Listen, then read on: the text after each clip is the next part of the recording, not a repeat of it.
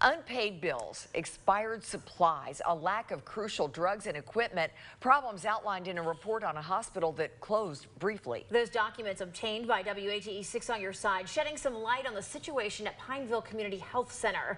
That hospital, the only one in its small Kentucky town. If it did close, patients would have to go to Middlesboro or Barberville for care. We told you about the closure with a sign posted saying that services would not be offered after a deadline, but the hospital managed to open back up after just a day. Well, we wanted to know more about why Medicare had pulled its payments. So new here at 6, WATE 6 on your side reporter Blake Stevens joining us here in the studio. Blake, tell us about the documents that you managed to get a hold of and really exactly what they show.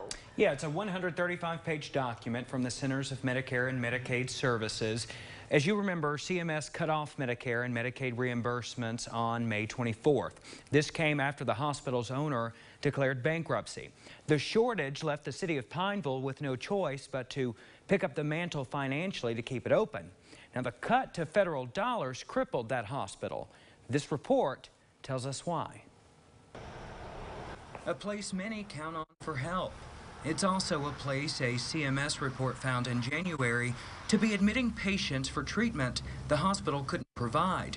Their report finding the hospital didn't have required medicine like antibiotics and IV fluids. They found it owed money to vendors, including about $500,000 to its pharmacy distributor.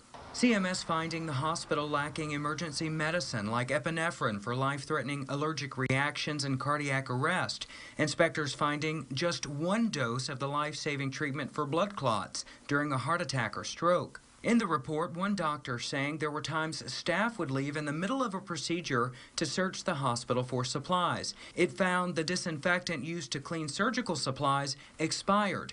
Tape used for orthopedic casts also expired. Here are some specific patient stories.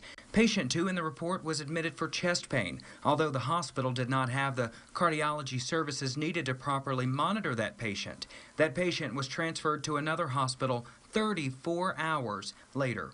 Patient 5 came to the hospital with a slew of medical problems.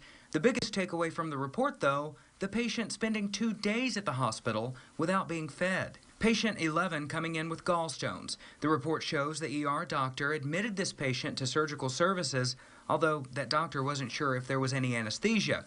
A specialist then recommended the patient be transferred, quote, where they can do surgery. But it wasn't until 3 days later the patient was transferred. Now, this report comes from a site visit in late January. It's why CMS cut off federal funding in May. And there are a dozen patient stories referenced in that report in great detail. I could truly spend half an hour going over everything that's inside. I will include much more information on our website at WATE.com. Lori, Kristen, I am still working to find out how that hospital is able to stay open without those critical federal dollars.